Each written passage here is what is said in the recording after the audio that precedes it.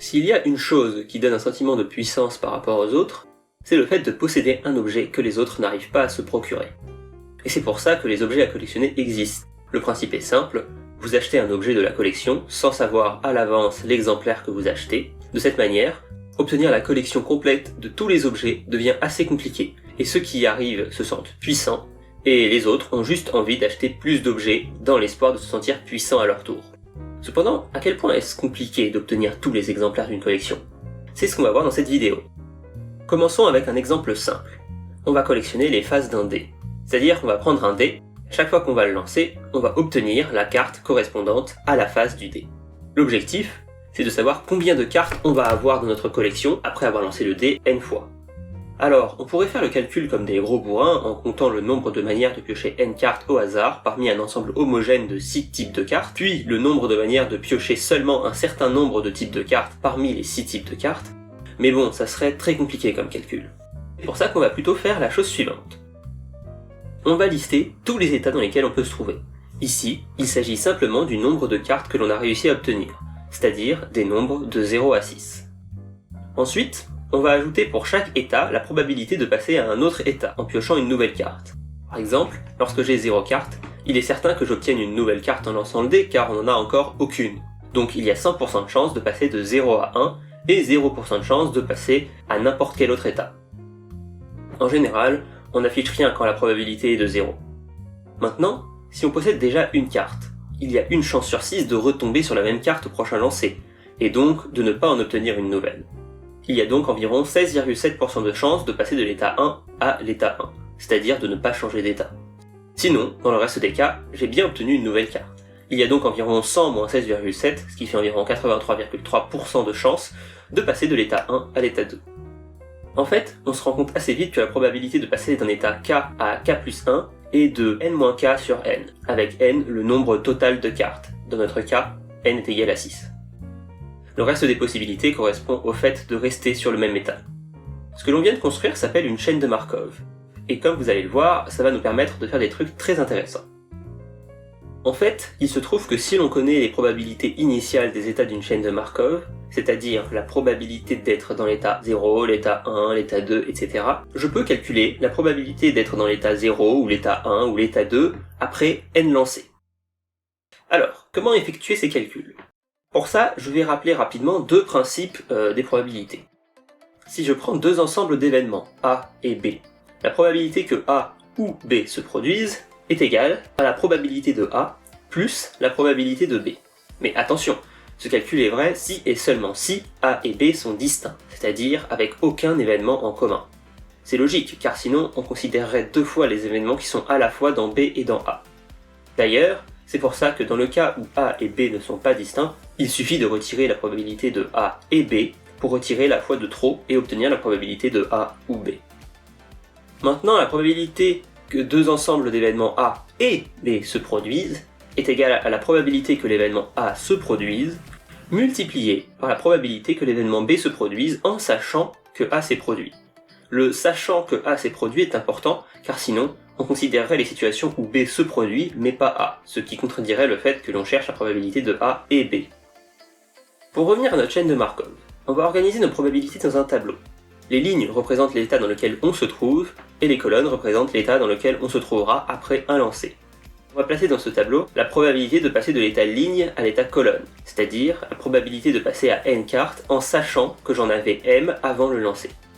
De cette manière, la première case de la ligne contient la valeur 1 sixième, la seconde 5 sixièmes, la troisième 0, la quatrième 0, et ainsi de suite jusqu'à 6.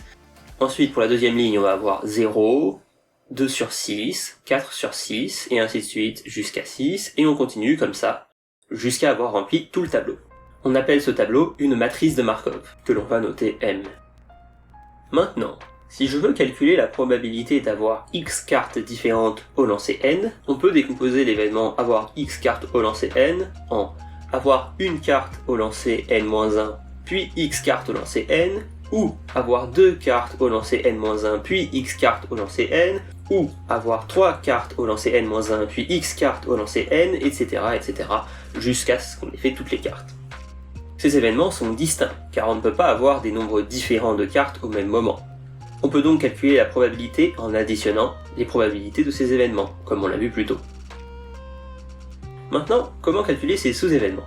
Eh bien, on peut voir que ces événements sont de la forme passer de n à m cartes, c'est-à-dire d'avoir n cartes avant le lancer et d'en avoir m après. Et la probabilité de cet événement est égale à la probabilité d'avoir n cartes avant le lancer fois la probabilité d'avoir m cartes après le lancer, en sachant que j'en avais n. Et il se trouve que la probabilité d'avoir m cartes après le lancer, en sachant que j'en avais n, correspond à la valeur de notre tableau, ou de notre matrice de Markov. Je peux donc remplacer ces probabilités par les valeurs correspondantes de ma matrice. Donc, si je connais la probabilité d'être dans les différents états avant mon lancer, je peux calculer la probabilité d'être dans les différents états après mon lancer. Pour éviter de se perdre dans les calculs, on peut simplifier la formule en un produit matriciel. Donc, supposons que je commence le calcul après mon premier lancer. Après mon premier lancer, je suis certain d'avoir une carte. J'ai donc 100% de chance d'avoir 1 et 0% de chance d'avoir quoi que ce soit d'autre. Donc mon vecteur initial est 1, 0, 0, 0, 0, 0.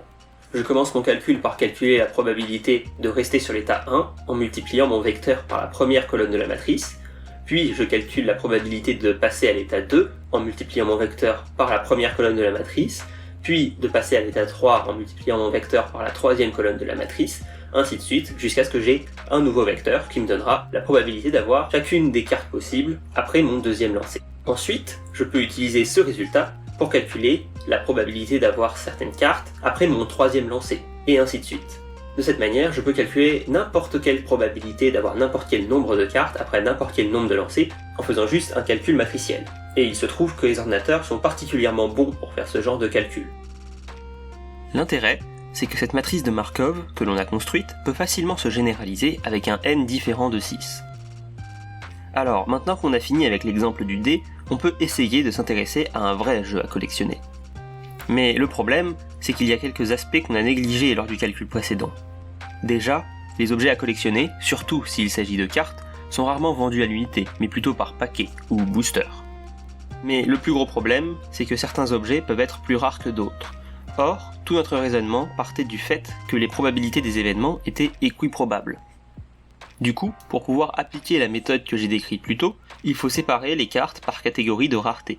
Ensuite, on peut utiliser notre méthode pour calculer la probabilité d'avoir un certain nombre de cartes dans une certaine catégorie, après en avoir obtenu n. Après ça, il ne reste plus qu'à calculer les probabilités d'avoir obtenu un certain nombre de cartes dans la catégorie qui nous intéresse, après avoir acheté n boosters. On peut là encore utiliser une chaîne de Markov. Sauf que cette fois-ci, les états correspondent au nombre de cartes totales obtenues après n boosters achetés dans chaque catégorie. Et ça fait du coup beaucoup d'états. Ça peut sembler compliqué, et c'est vrai que ça l'est un peu, mais en fait on peut le calculer relativement facilement. Pour ça il suffit de regarder les probabilités de drop des cartes indiquées sur les boosters. À partir de ces probabilités, on peut trouver chaque combinaison de cartes possible dans le booster et la probabilité associée à cette combinaison.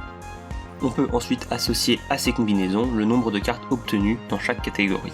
Ensuite, en utilisant le vecteur de densité des probabilités, on peut calculer le vecteur de densité des probabilités après avoir ouvert un booster, et ainsi de suite. On peut ensuite utiliser la méthode initiale pour calculer la probabilité d'avoir obtenu n cartes en fonction du nombre de cartes que l'on a obtenues, et on peut enfin calculer la probabilité d'avoir tous les éléments d'une collection. Et voilà. Et donc si vous avez envie que je parle plus des chaînes de Markov ou d'autres aspects des maths, et appliquer ça à des choses du quotidien, vous pouvez m'en parler dans les commentaires, et en attendant, on se retrouve pour la prochaine vidéo.